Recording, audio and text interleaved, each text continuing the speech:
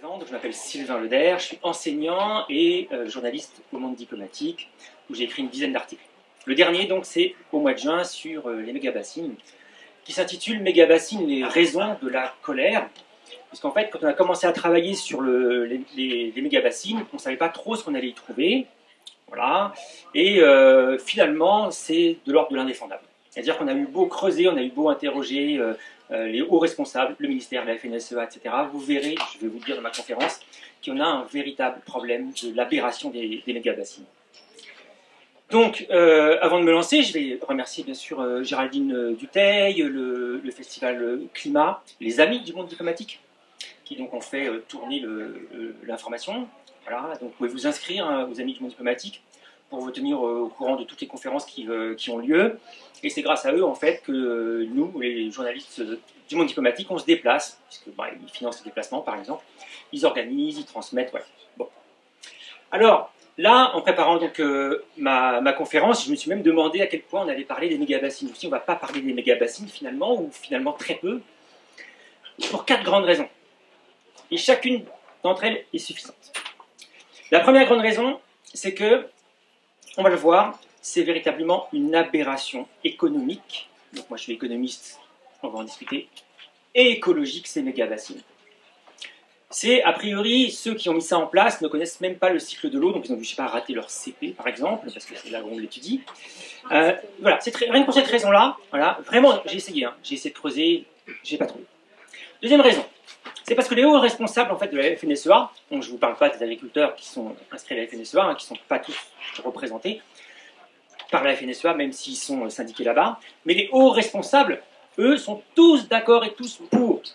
On y ajoute le gouvernement Macron, voilà, donc rien que pour ça, je pense que c'est une raison assez valable, ou en tout cas une alerte suffisante pour se dire qu'il y a un problème avec les mégabassines.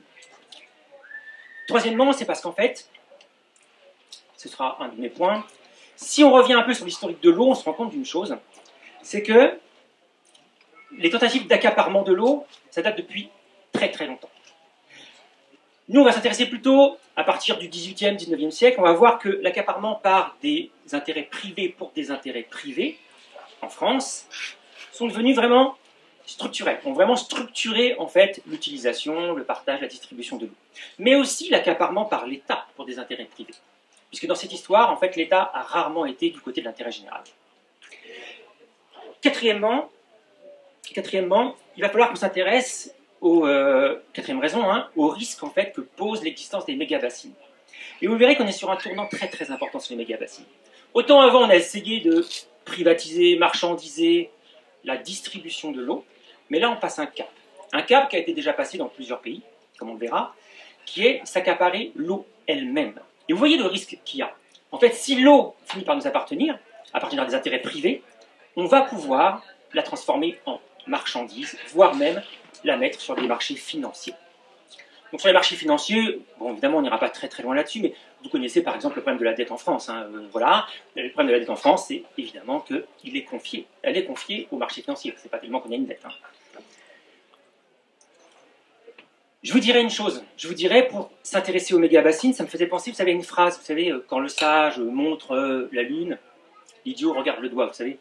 Et souvent on dit, quand le sage montre la fortune de Bernard Arnault, l'idiot regarde le gilet jaune, le gréviste, etc., etc. Et moi je dirais peut-être, quand le sage montre le capitalisme, l'idiot regarde la fortune de Bernard Arnault. Parce qu'en fait, ma question est de savoir, est-ce qu'on regarde vraiment, vraiment au bon endroit? Est-ce qu'on ne serait pas un peu l'idiot du moment? Et c'est ça, moi, le problème des mégabassines. C'est qu'on désigne le problème des mégabassines, alors qu'en fait, il faudrait peut-être s'interroger dans le fond sur le fonctionnement de notre système économique. Nous poser des questions fondamentales sur que fait l'État, est-ce que l'État est forcément de notre côté, par exemple, que cherchent les gens donc, qui veulent ces mégabassines. Parce que je vous assure, ceux qui ont construit les mégabassines, ils ne veulent pas creuser des trous, c'est pas ça leur truc. Ils ne veulent pas mettre des bâches, même l'eau ne les intéresse pas. En fait, ils veulent autre chose. Et ils veulent autre chose, c'est évidemment de l'argent, du profit. Et là, on aura donc un invité surprise, qui s'appelle donc le maïs, dont je vais vous parler. Donc j'ai découpé mon intervention en 3 temps. Je vais essayer de faire un quart d'heure à chaque fois, enfin c'est peut-être déséquilibré, mais 40 minutes à peu près en tout, parce que ce qui est important, c'est la discussion. Bon. Dans le premier temps, je vais vous restituer un petit peu les enjeux autour de l'eau et du capitalisme, les logiques de privatisation auxquelles on a assisté, juste pour vous montrer qu'en fait, on est sur une longue lignée et une longue logique qui s'est instaurée en France depuis à peu près le XVIIIe siècle, et que ce qu'on obtient aujourd'hui, ce qu'on obtiendra après, bon, il y a un lien qui est évident. Dans la deuxième partie, je vous parlerai du maïs, c'est-à-dire, en plus dans le sud-ouest, pourquoi on a du maïs, pourquoi on a ce maïs-là. Et en fait, vous verrez que c'est une histoire qui nous vient de Vichy, voilà, et qui a été soutenue par l'État. Et enfin, dans une troisième partie, je vous dirai un peu dans quelle logique s'inscrivent les méga-bassines, et bien sûr, ce qui nous attend après. Les risques qui sont associés. Donc ces risques ne sont pas tous avérés, hein, on est bien d'accord, mais les risques en particulier de la financiarisation. Je me lance.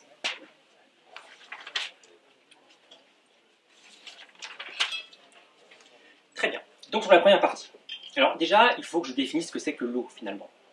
L'eau en fait c'est très particulier parce qu'elle a 3 caractéristiques. Tout d'abord, elle est vitale. C'est pas mal. Deuxièmement, elle est irremplaçable. Je ne peux pas me dire j'ai pas d'eau, je bois de l'huile, c'est pas possible. Troisièmement, elle est fluide. Elle est fluide, vous voyez, c'est-à-dire qu'elle peut changer d'état, c'est-à-dire qu'elle bouge, c'est-à-dire que l'idée du stockage est vraiment une question centrale. Alors, bien sûr qu'autour de l'eau, et c'est ça qui est super intéressant, c'est que l'eau croise plein d'enjeux différents. Alors, des enjeux, par exemple, guerriers. D'accord ? J'ai relu des textes un peu classiques de Sun Tzu qui expliquent comment on doit utiliser l'eau.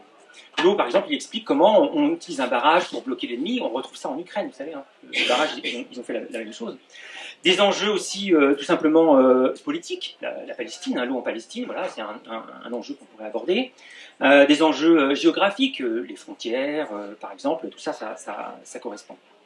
Eh bien, en fait, il y a une histoire de l'eau et qui est associée à l'histoire du capitalisme. Donc le capitalisme, on va le situer au XVIe siècle, d'accord ? Bon. Ce qu'il y a, c'est qu'il y a un spécialiste de l'eau qui nous dit on a réussi à conquérir 4 fois l'eau. 4 fois. Une fois avant le capitalisme, 3 fois avec le capitalisme. La première fois, on pourrait le situer, alors forcément, si on parle méga-bassine, on parle Marais Poitevin, d'accord, on pourrait le dire là, ce sont les canaux du Marais Poitevin que je pourrais prendre en exemple, hein, je pourrais prendre l'Égypte aussi, mais les canaux du Marais Poitevin, c'est simple, hein, il faut se débarrasser de l'eau. Voilà. Donc, il faut faire circuler des trucs sur l'eau et il faut s'en débarrasser. Donc, on a une époque où l'eau est abondante, l'eau est gênante, avec sa fluidité, donc on s'en débarrasse. Voilà. Ça, c'est la première conquête qu'on a su faire.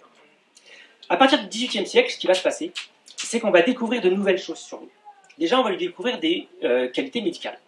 Donc, l'hydrologie médicale, par exemple, aussi, mais aussi les cures thermales, hein, on est sur des termes ici, vont faire qu'à un moment donné, on va associer l'eau à quelque chose de très positif, et ce qui va conduire, par exemple, à l'eau en bouteille. D'accord ? Il y aura une première tentative à Paris, d'accord ? Apparemment, à Paris, dès qu'il y a un truc à faire un peu comme ça, ils le font. L'idée, c'est de dire, on va privatiser la distribution de l'eau. Donc, ces deux frères, les frères Perrier, qui n'ont rien à voir avec Perrier, la boisson, qui vont commencer à construire une espèce d'entreprise, mais alors vraiment l'usine à gaz. Ils mettent des machines qui vont pomper l'eau dans la Seine, qui vont redistribuer dans les immeubles. Il y a des fuites, il y a des explosions, ça ne se passe pas très bien. Et au bout de 5 ans, finalement, ils n'ont même pas 50 abonnés, donc ça fait faillite. Alors, pourquoi je vous raconte ça ? C'est parce qu'en fait, Napoléon, lui, il voit ça, il se dit, ok, leur idée c'est un peu con, mais en revanche, il y a quelque chose avec l'eau. On voit que l'eau est très très importante dans les transformations. Je ne sais pas si vous savez, mais Napoléon était très très libéral. Donc lui, l'économie, la libre concurrence, c'est quelque chose qui soutient à fond. Eh bien, dans l'idée, lui, en voyant ça, il va racheter donc la compagnie Perrier, mais il va la confier à 2 compagnies que vous connaissez de manière indirecte, la Compagnie Générale des Eaux et la Lyonnaise des Eaux. Ces compagnies-là donneront, plusieurs décennies plus tard, Suez, Veolia et la SOR. D'accord ? Les 3 grandes compagnies qui aujourd'hui donc mobilisent un chiffre d'affaires de 50 milliards d'euros donc, par an. C'est gigantesque et surtout, vous le verrez, qui est un lobby très très lourd. Ils pèsent dans les décisions de l'État, ils sont présents à peu près partout, on va le voir ensemble. Dans le plan haut de Macron, par exemple, ils sont là. Et c'est à partir de ce moment-là qu'on va voir les 3 nouvelles conquêtes. Ces 3 nouvelles conquêtes, c'est à partir du moment où on arrive à transformer l'eau en énergie. À partir du moment où on arrive à faire des barrages hydroélectriques qui produisent de l'électricité, etc., ça va changer beaucoup de choses en termes d'énergie. C'est aussi la deuxième, c'est l'assainissement. Pourquoi ? Parce qu'en fait, le capitalisme, il a besoin d'énergie, c'est sûr, mais il a aussi besoin de regrouper au même endroit les ouvriers, les travailleurs, pour qu'ils utilisent en fait ces énergies, pour qu'ils soient autour de la machine. Et bien pour ça, il faut assainir, parce que ça ne fonctionne plus. La troisième grande conquête, c'est la marchandisation. Mais pas de l'eau elle-même. En fait, ce n'est pas l'eau qu'on va vendre. On va vendre la distribution de l'eau. Et c'est ça qui est très très différent par rapport au méga-bassines. Alors, attendez, je surveille le timing en même temps. Ça, c'est les bases qui vont être posées au XIXe siècle. Après, il y a tout un tas d'événements en 1945, par exemple. C'est très compliqué la situation, on ne peut pas tout gérer, donc c'est vrai que l'eau, on s'en débarrasse très facilement. C'est-à-dire qu'on va dire, oui, les entreprises privées vont s'en charger, nous, ce n'est pas un vrai problème. Et si on s'intéresse à l'eau potable distribuée dans les maisons, il faut attendre 1980 pour que quasiment tous les foyers aient l'eau potable dans la maison. Donc en fait, c'est très tardif. Les fontaines collectives, etc., c'était très très utilisé, donc on ne se souciait pas de ça. Mais dans les années 80, voilà, il y a des grands changements. Et un des grands changements arrive évidemment par Margaret Thatcher. Margaret Thatcher, en fait, elle, ce qu'elle veut, c'est qu'elle veut, donc je vous rappelle qu'elle est au gouvernement entre 1979 et 1990, ce qu'elle veut, c'est privatiser le système d'eau en Angleterre. Pour ça, elle va prendre un exemple. Elle va prendre l'exemple de la France.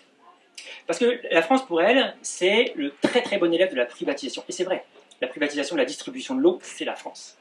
Et donc elle va même dire, j'ai la citation, elle nous dit, même nos amis socialistes, qui pour elle est une insulte, d'accord, même nos amis socialistes savent que la privatisation de l'eau, c'est mieux que sa socialisation.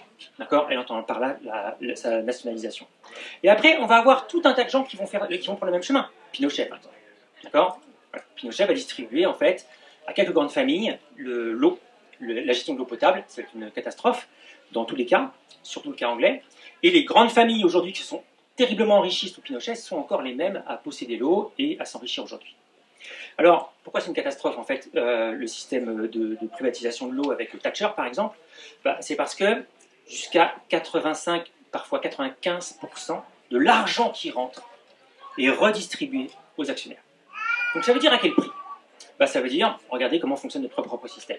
C'est-à-dire des fuites de canalisation, pas d'adaptation, des factures très très élevées. Et voilà ce qui s'est passé en Angleterre. Donc ça ne fonctionne absolument pas.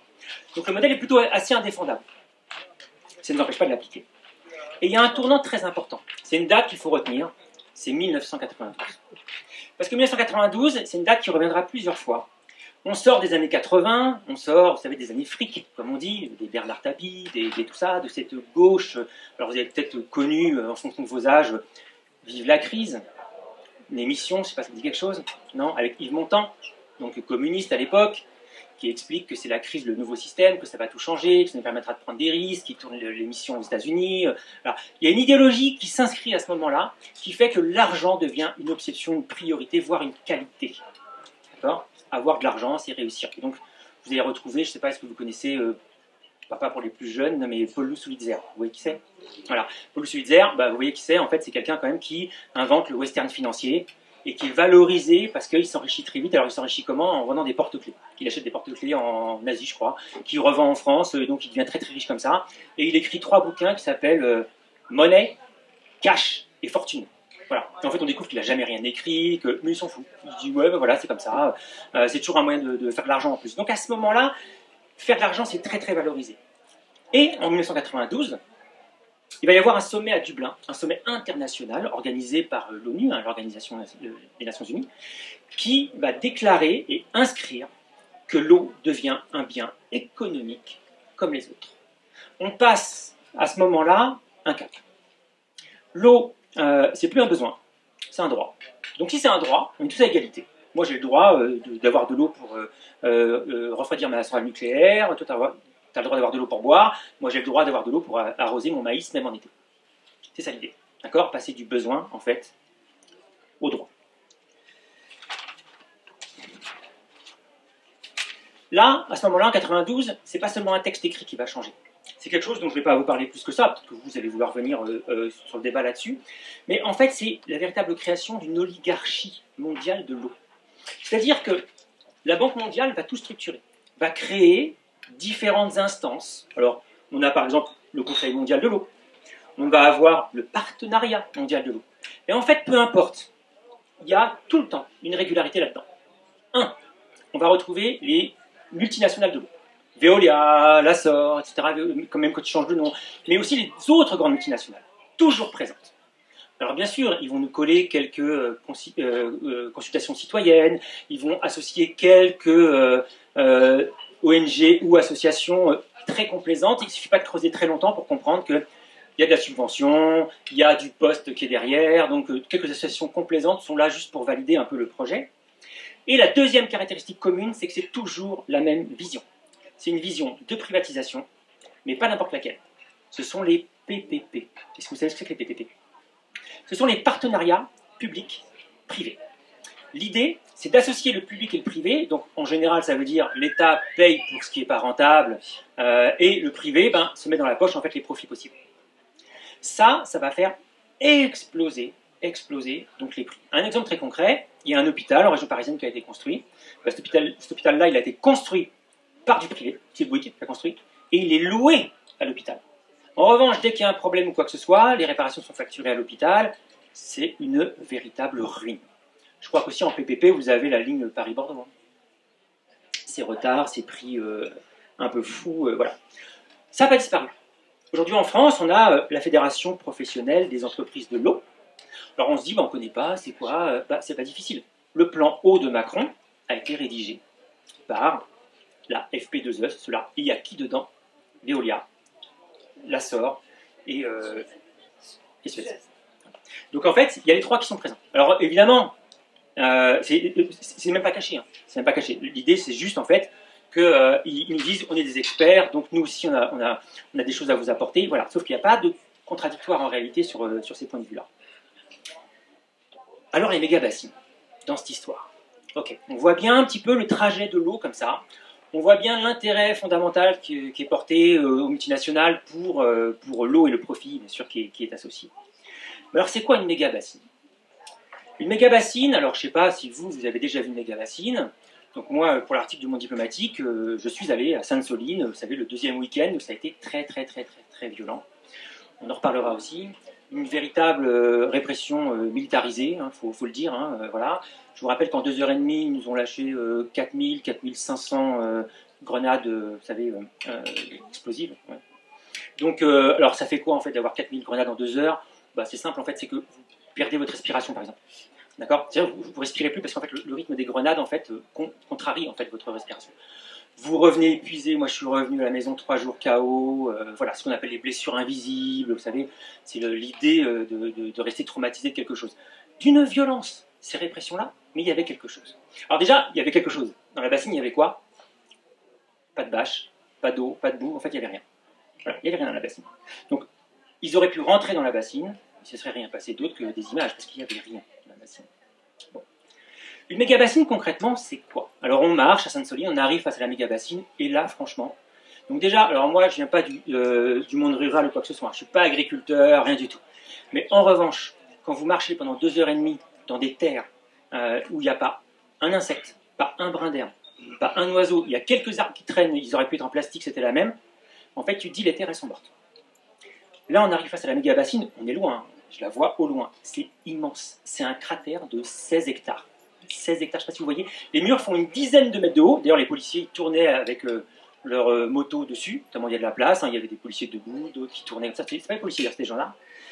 Et une méga-bassine, l'idée, c'est de stocker de l'eau. Alors, au début, quand on n'y connaît rien, on se dit, oui, bon, pourquoi pas. Voilà, alors, attention, 4 ministres de l'Agriculture nous ont soutenu que c'était de l'eau de pluie. 4. Alors, déjà, c'est aberrant. C'est complètement aberrant. Donc, il y en a, simplement pour démentir ça, il y en a qui ont fait le calcul. En calculant la pluviométrie, en disant combien de temps il faudrait pour remplir une bassine comme Sainte-Soline. D'accord? Donc, il faut des dizaines d'années, bien sûr, pour la remplir. Quand on prend en compte en plus l'évaporation, voilà. Donc, ils mentent ouvertement dans la communication. Alors que dans les rapports même, vous savez, de la FNSEA, ce que vous voulez, les bureaux qui sont associés, voilà, qui sont des bureaux publics, qui travaillent, ils n'ont jamais dit que c'était l'eau de pluie. Ils ont dit, c'est l'eau des nappes phréatiques. Ça paraît logique. Tu prends l'eau des nappes phréatiques l'hiver, il y en a plein, tu stockes, et comme ça l'été tu utilises. Sauf que ça ne marche pas. Ça ne marche pas. Alors déjà, moi je connais rien, je vais voir un petit peu qui a signé l'accord, et là je le vois. Les présidents de chambres de commerce, les présidents de la FNSEA, les grandes multinationales, comme dans le coin il y a Océalia par exemple. D'accord? Donc qui sont là en train de signer. Bon. J'interroge des collectifs comme Bassine Non Merci, Julien Leguet. D'accord? Je lui demande, voilà, on a des entretiens, je lui demande, bon bah alors, comment ça s'est passé? Il m'a dit, oui, on a été invités à se concerter. Il leur donnait pas les horaires de toutes les réunions. Donc il y a des réunions qui rataient. Il leur donnait pas les documents, ou pas tous. Et ils ont même été jusqu'à leur donner des documents faux. Donc en réalité, ils les ont occupés. Ils les ont occupés pendant des mois et des mois. D'accord? Ça me rappelle un peu, vous savez, le référendum pour ou contre l'aéroport à Notre-Dame. Vous voyez, vous vous souvenez de ça? Donc il fallait signer, ça nous a occupés pendant 9 mois. C'est un symbole. Hein. Et après, finalement, bah, rien. D'accord? Voilà, la décision avait déjà été prise en amont. Donc là, c'est pareil. Ils ont calmé les collectifs en les associant, soi-disant, aux concertations. Alors, pourquoi ça ne marche pas, ces méga-bassines? Alors, déjà, bah oui, le cycle de l'eau. Il y a un problème. C'est que on ne peut pas confisquer l'eau des nappes phréatiques d'hiver. En fait, elle sert à quelque chose. Elle circule. Et c'est idiot, nous disent les hydrologues, de dire que l'eau qui part dans la mer est une eau perdue. Non, l'eau qui est dans la mer nourrit le cycle de l'eau. Le problème, c'est de prendre une eau qui est en profondeur et de la mettre en surface, aux températures, évaporation. Eh bien ça peut aller jusqu'à rendre l'eau inutilisable, même pour l'arrosage. Ça, donc, c'est Christian Amblard, qui travaille au CNRS, hein, qui est hydrologue, qui travaille avec Bassine Non Merci depuis très longtemps, qui nous explique ça. Et de toute façon, les méga-bassines existent déjà ailleurs. Amérique du Sud, Espagne, ça ne fonctionne pas. En fait, Christian Amblard, il dit ça. Il dit, regardez, on a installé des pompes, des méga-bassines, des tuyaux, voilà, on a utilisé de l'argent public. 70% d'une bassine est financée minimum par de l'argent public. Il dit, en fait, on a tout ce qu'il faut, il manquera qu'une chose, c'est l'eau. Et il a raison. Les méga-bassines, ça ne peut pas marcher. Et quand je vous dis 70% de l'argent public, il faut comprendre une chose, donc, clairement sur nos impôts, hein, voilà, c'est qu'en fait, l'Europe n'a pas le droit de financer les méga-bassines. C'est pas possible. Nous, on a travaillé sur l'Europe, parce qu'on s'est dit, c'est pas possible. Il y a forcément quelque chose qui se trame. Et en fait, on est passé par les CUMA. Moi, je ne connaissais pas les CUMA. D'accord? D'ailleurs, je ne sais même plus ce que ça veut dire. Quelqu'un sait, peut-être? Ouais, c'est ça. Et donc, les CUMA, en fait, c'est mettre du matériel en commun. Voilà. Et bien, l'Europe arrive à financer l'achat des tuyaux des méga-bassines, en fait, pour ne pas financer directement les méga-bassines. Parce qu'une méga-bassine, c'est un gros trou avec de l'eau, on a compris. Non, pas d'eau. Mais c'est aussi une pompe. Et c'est aussi des kilomètres et des kilomètres, en fait, de tuyaux. D'accord. Donc, finalement, en finançant les tuyaux, les pompes, etc., l'Europe participe largement à cette histoire de méga-bassines. Je tiens mon timing. Là, il faut se poser une question. Ça ne marche pas. J'ai écouté à peu près, je pense, tous les débats qui ont été faits dans la presse, dans les médias, France Inter, France Culture, ce que vous voulez, j'ai écouté, voilà, et non, les responsables de la FNSEA n'ont pas le dessus, c'est-à-dire qu'ils invoquent vraiment des choses, ils sont presque rendus à des arguments affectifs, quoi. D'accord? C'est-à-dire qu'ils répondent aux autres en disant non, vous ne pouvez pas me parler comme ça, nous on aime notre terre, on aime. Ok, tu dis, mais l'argument technique, il est où? En fait, ils sont un peu perdus. Et on se dit, pourquoi ils s'attachent à ça? Pourquoi on voit que même leur propre production scientifique, elle est balayée? Elle est balayée. Donc, c'est parce qu'il y a autre chose. Et c'est ce que je vous disais. Ce qui les intéresse, c'est pas l'eau, en fait. Bien sûr, c'est le profit. Et cette eau-là, elle va servir à quoi, en fait? Elle va servir au maïs. C'est-à-dire que, alors déjà, il faut savoir, hein, des méga-bassines, il y en a plus de 1000 prévues sur le territoire. Et je vous assure qu'on a essayé de passer par tous les chemins, on n'obtient pas où elles vont être construites. On ne sait pas. C'est-à-dire que, alors légalement, ils devraient le dire. Donc, ils devraient dire qui est bénéficiaire, où elles sont construites, ils ne le disent pas. Juste, ils ne le disent pas. Vous allez voir, d'ailleurs, si vous avez vu un documentaire qui s'appelle De l'eau jaillit le feu, qui est passé au Régent, voilà, et donc j'ai fait un petit débat après, très, très, très intéressant et très sympathique. Et l'idée, c'est qu'il dit ça, à un moment donné, Julien Leguet, il dit à un moment donné qu'ils doivent donner les documents. La chambre de commerce doit, ben, les mecs, ils ne le font pas. Ils construisent des méga-bassines illégales. Il y a une sorte d'impunité qui s'est installée autour de ça. Et pourquoi? C'est parce qu'en fait, il faut sauver le soldat maïs. Le maïs, c'est central, et c'est mon deuxième point. Pourquoi sauver le soldat maïs? En fait, parce que le maïs, il a une qualité. Une. C'est qu'il est très très rentable à l'exportation. Très rentable. Il y a eu des investissements énormes qui ont été faits autour du maïs. Des filières entières qui ont été créées. Et il est d'une grande rentabilité. On ne peut pas laisser tomber les investissements sans qu'il y ait un coût économique associé. Alors, le coût écologique, voilà, et le coût économique est associé. Il est extrêmement rentable, mais pas pour tout le monde. J'y reviendrai, attention, il ne faut pas confondre tous les agriculteurs. Il y a les agri-managers, comme ils les appellent eux-mêmes, grands propriétaires terriens et les autres, okay, qui souffrent plutôt du système. Mais comment il est arrivé ce maïs en fait? On se dit mais c'est bizarre finalement. Ben, je vais vous expliquer. En fait ce qui va se passer c'est qu'en 1945 à la Libération, on va nommer bien sûr un nouveau gouvernement. Voilà. Donc le nom du ministre s'appelle François Tanguy Prigent. Okay. Donc ce gars-là, il est nommé, plutôt bien classé, étiquette de gauche quoi. Et ce qu'il va faire, c'est qu'il est face à une situation très problématique. On a faim. On a faim, il ne faut pas louper les moissons. Donc à un moment donné, il faut trouver des solutions de court terme et de moyen terme. Donc premier truc qu'il fait, il reprend le cabinet ministériel de Vichy et il les remet à leur place. Donc évidemment, ça gueule. Les gens disent non mais on ne peut pas faire ça. Ils ont carrément collaboré. Bon, après ils n'ont pas déporté non plus, mais ils ont collaboré. Il maintient comme ça et il ne bouge pas. Et il y a quelqu'un, qui s'appelle Jean Bustaret, qui lui, justement, est vraiment un vichiste. Il a, vous savez, une conception qui est héritée en fait d'avant un peu Vichy, de la période de Vichy, c'est-à-dire qu'il a adopté un point de vue sur les céréales, qui est très très proche de celui sur les juifs. Il y a des bonnes et des mauvaises céréales. Des céréales dont il faut absolument se débarrasser. Il faut s'en débarrasser de manière mécanique et massive. D'autres, il faut les sélectionner. D'accord? Et bien vous voyez où on arrive là. On arrive sur l'idée de céréales hybrides qu'on va créer. Donc lui, il dit ok, vous voulez quoi? Vous voulez plus de céréales, nourrir le monde? Moi j'ai une idée. Ok. On va passer par du maïs hybride. Alors au début il est américain. Les gens disent non au début. Ils disent non, c'est n'importe quoi, si on va manipuler tout ça. En plus, les agriculteurs du sud-ouest n'en veulent pas. N'en veulent pas. Et d'ailleurs, on voit bien, ils sont traités d'arriérés.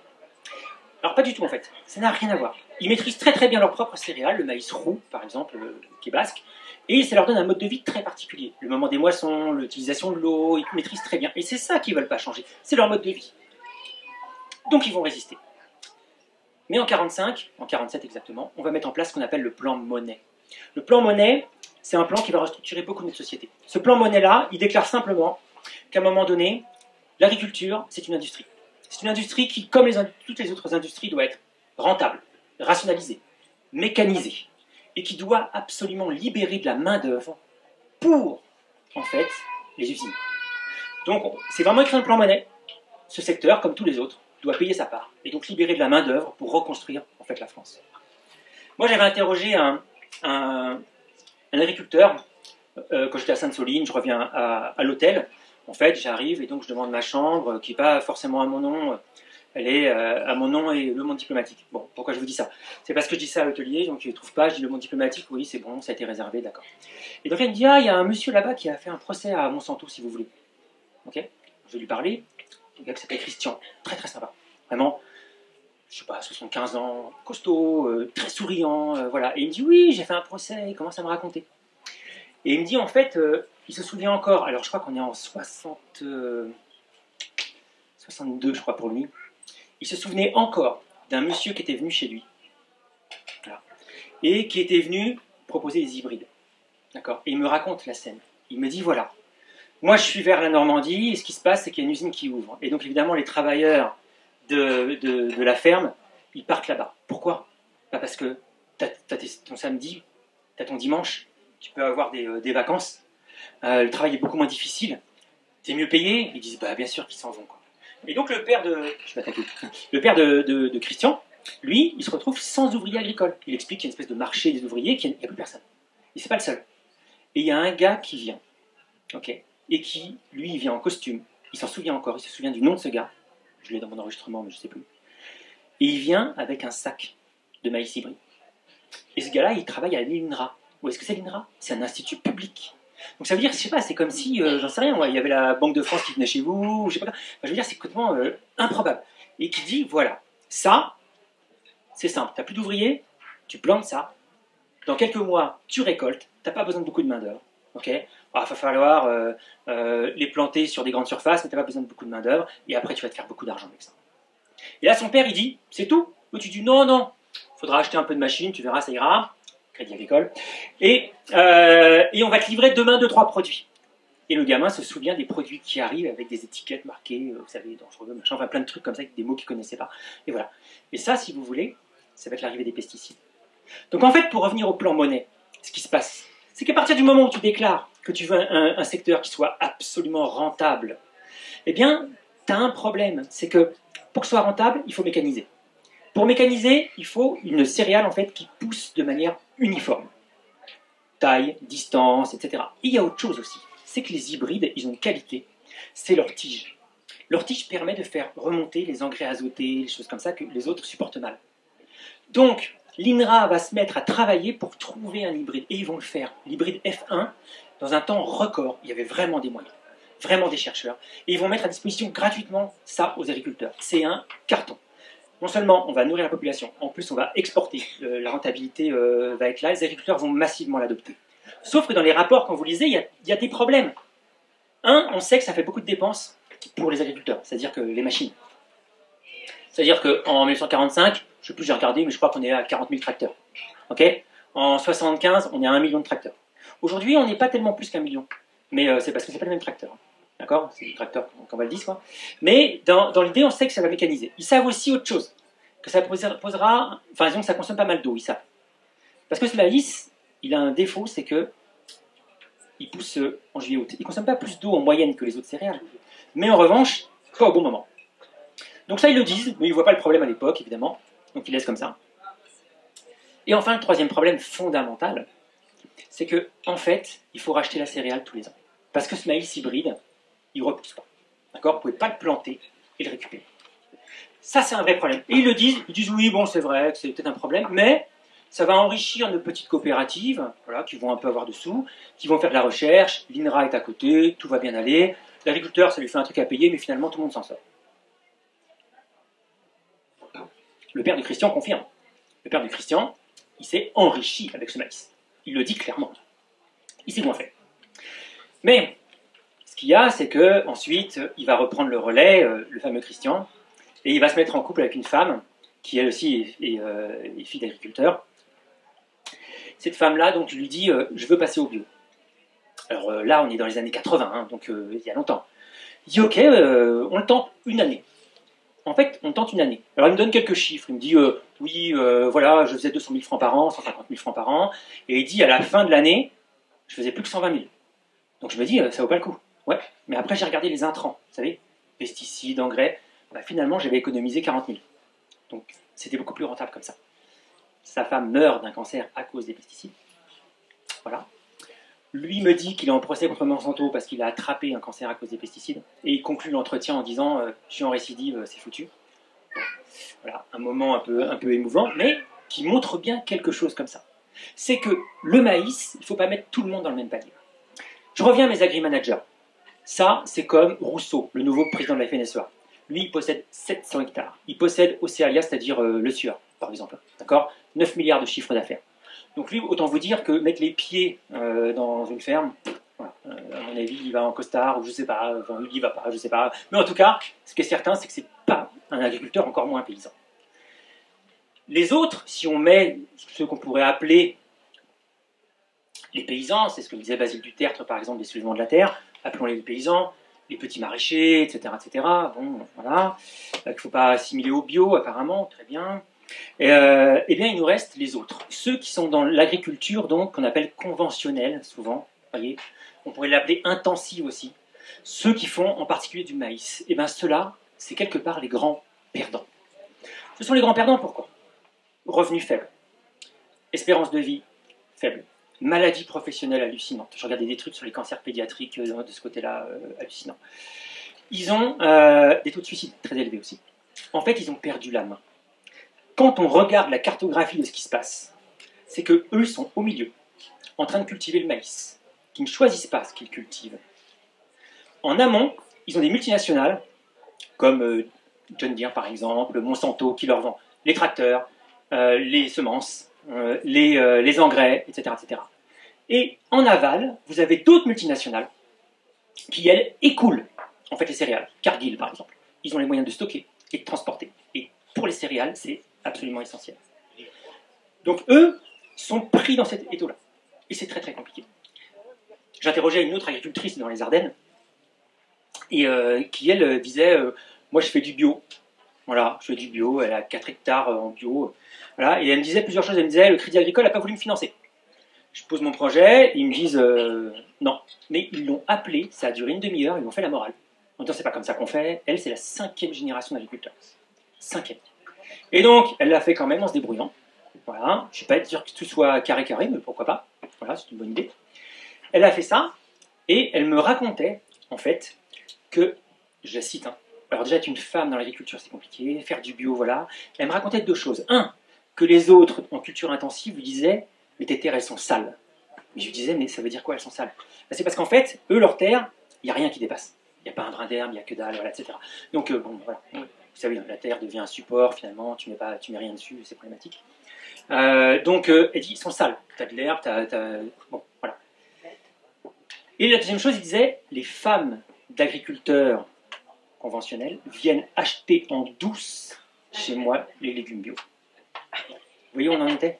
C'est-à-dire que c'est important de le comprendre. C'est que ça me rappelle, vous savez, dans l'industrie agroalimentaire, les ouvriers qui produisent ces biens-là problématiques. En fait, ils sont victimes de dépression et d'un taux de suicide élevé parce qu'ils savent qu'ils font de la merde, qu'ils en vendent et même qu'ils en achètent parce qu'ils n'ont pas beaucoup de pouvoir d'achat. Donc ils sont conscients de ça. Et ce qui est marrant, c'est que pour revenir à Christian, là, lui, il disait quand je suis passé au bio, il m'a dit c'est pas le même métier.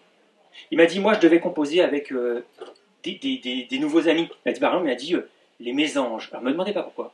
Les mésanges, mais il va y avoir une raison. Il me dit les haies, les mésanges qui sont logés dedans, etc. En fait, il dit c'est complètement différent. Parce qu'en fait, et c'est ce que me dit l'agricultrice des Ardennes, quand on a un problème, son père était dans le conventionnel, il y a quelqu'un qui vient, qui est payé par la coopérative, qui vient et qui dit ah, t'as un problème bidule, un phylloxéra ou je sais pas quoi, et il coche des cases. D'accord? Et le lendemain, tu as une livraison de produits chimiques. Donc en fait, comprenez bien que les grandes multinationales comme ça, elles ont dépossédé les agriculteurs d'un certain savoir-faire. Même quand eux se lancent, eh bien, ils changent, ils vont vers le bio, on peut l'appeler bio, le paysan si vous voulez. Eh bien, en fait, il y a plein de choses qu'ils ne savent absolument plus faire. Ils sont perdus. D'accord? C'est ce qu'ils disent.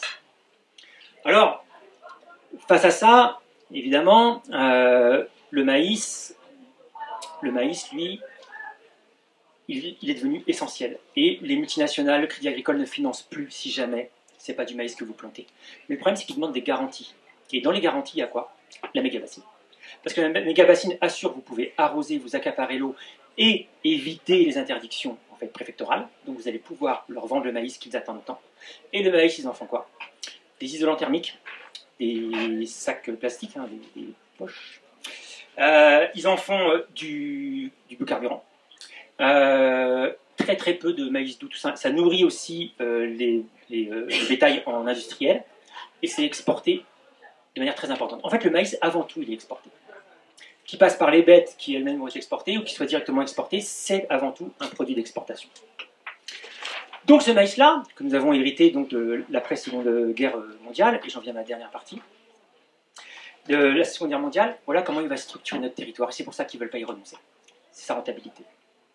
Maintenant, si on regarde les méga-bassines comme ça, donc les méga-bassines, on peut les mettre en 2020, voilà, sans se tromper, 2020 à peu près, eh bien on voit que si on remonte le temps, on a donc tout ce qui est hybride, tout ce qui est engrais azoté, on a tout ce qui est pesticides. Ça va arriver dans les années 60 de manière industrielle et massive, produit donc par les multinationales. On va avoir en 1992, encore une fois, la PAC, la politique agricole commune, qui est la PAC la plus libérale qui soit. Elle est violemment libérale et elle s'attaque clairement à ceux qui ne veulent pas faire de l'irrigation ou de la production industrielle. Voilà. Des subventions, surtout si jamais tu irrigues, une prime aussi bien sûr à l'hectare qui va détruire les petits exploitants en faveur des plus gros, avec pas très regardant, si vous connaissez un peu, les primes sont distribuées un peu comme ça, on ne sait plus trop où on en est, voilà, bon, ok, on est d'accord.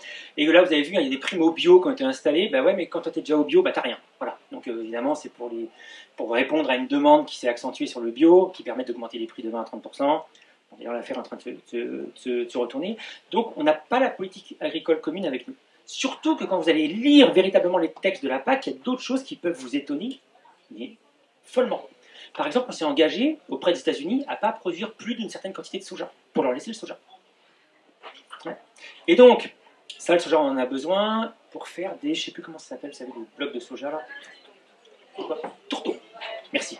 Donc des tourteaux, voilà. On en a besoin. J'ai vu que là, ils voulaient installer dans les Ardennes justement une usine à tourteaux. Enfin bref, vous avez compris. Méthaniseurs et compagnie. Donc ce qui nous pose une question, d'accord? Si je reprends tout mon truc comme ça, les pesticides, les machins, on arrive à la PAC de 92, on arrive au méga-bassine. Moi, la question que je me suis posée, c'est de savoir, et après, qu'est-ce qu'ils vont nous faire? Qu'est-ce qu'ils vont nous faire? Ben, la méga-bassine, c'est un changement radical. Parce que je vous le disais, on n'essaye plus de privatiser la distribution de l'eau, on essaie de privatiser l'eau elle-même. Ça veut dire à un moment donné qu'on pourrait prendre des modèles comme le modèle australien. Alors le modèle australien a été très exagéré, j'ai même vu un documentaire dessus où on a l'impression que c'est devenu une marchandise cotée à la bourse, c'est pas vrai. D'accord? Ça marche pas. Pour l'instant, ça marche pas du tout. Ce qu'il y a, c'est qu'on voit dans le documentaire, c'est vrai, un exploitant, il y a ces bêtes qui crèvent de soif. Enfin, il dit elles sont en mauvaise santé, ça va pas, etc. Il prend son téléphone et il voit le cours de l'eau varier. Et il dit, allez, c'est pas trop cher, je vais vous montrer, je vais acheter un peu. Et il appuie sur un truc, il achète. Et il est devant une rivière, comme ça, et il y a un petit truc qui s'ouvre et ça livre de l'eau assez bête. Une folie. D'accord? Une folie très très bien expliquée, soutenue par les économistes, hein, qui vous expliquent que pas parce que l'eau c'est vital, qu'on ne doit pas le payer, au contraire, ça va rendre les gens responsables. Enfin, vous connaissez tout le blablabla autour de cette notion économique, hein, qui dit que payer nous rendrait forcément responsables. Ce qu'il y a, c'est qu'évidemment, ça crée des problèmes de spéculation, c'est-à-dire de gens qui achètent de l'eau qui n'ont pas une bête, juste pour la revendre. D'accord? Leur métier, c'est d'acheter et de revendre. Voilà. Ils n'ont jamais vu une goutte d'eau parce qu'en fait, ils sont à distance. Et ils n'ont jamais vu non plus une bête parce que bon, ils sont à distance aussi. D'accord? Donc les phénomènes de spéculation comme ça se sont développés. Après, il y a eu d'autres cas aux États-Unis aussi. Hein. Ils ont fait ça en Californie, par exemple. Une catastrophe. C'est tout simple. Je ne vais pas rentrer dans les détails techniques, économiques, ça ne servira à rien. Mais juste pour vous dire, c'est en janvier, par exemple, tu dis je t'achète de l'eau en juillet. C'est combien? Donc le mec, il te donne un prix au mètre cube. D'accord? Mais évidemment, ça n'a aucun sens. Parce que pourquoi il vous achète de l'eau en juillet? Pas parce qu'il n'y a pas d'eau. Et toi, qu'est-ce que tu lui vends? Bah rien, parce que tu n'as pas d'eau. Donc pour l'instant, catastrophe. C'est une catastrophe, ça ne fonctionne pas. Mais la bourse de New York, en fait, le New York Stock Exchange, en fait, dit c'est bon, on a trouvé. Ils nous ont dit l'année dernière, dans la presse économique, vers septembre, c'est bon, on a trouvé un modèle pour vendre l'eau, la privatiser et la vendre sur les marchés financiers. Ce modèle-là, on pourra l'appliquer au monde entier. Alors à nous, évidemment, pas bien. Tu te dis, bon, pas bien. Ce modèle devait sortir en janvier, on ne l'a toujours pas. D'accord? Donc on ne sait pas si c'est vrai, on ne sait pas s'ils se sont plantés, ils ont fait marche arrière, voilà. Donc il y a véritablement des risques d'accaparement de l'eau elle-même, des risques de financiarisation, je ne suis pas sûr. Pour conclure, je vous dirais, en fait, que déjà, il y a plein de victoires sur l'eau. Une des victoires les plus connues, c'est peut-être aussi celle à Naples, où ils ont fait un référendum, voilà, ils ont réussi à réunir plusieurs dizaines de millions de personnes, et plus de 10 millions de personnes, et en fait, ce référendum-là, ils sont allés contre une loi européenne, et ce qu'ils ont fait, c'est qu'ils ont créé, en fait, une coopérative de l'eau. D'accord? Cette coopérative de l'eau, elle est dirigée par les citoyens. Et les autorités extérieures, mairies, etc., ce ne sont que des avis techniques. On ne veut pas de leurs avis politiques. Et on ne veut pas que ça bouge. Vous voyez? Gauche, droite, droite. Non, non. Tu mets les techniciens, je te demande ça, tu me dis si c'est possible ou pas. Donc ça, il y a des victoires qui ont été prises là-dessus. Aussi, il y en a d'autres, on pourra en parler si vous voulez.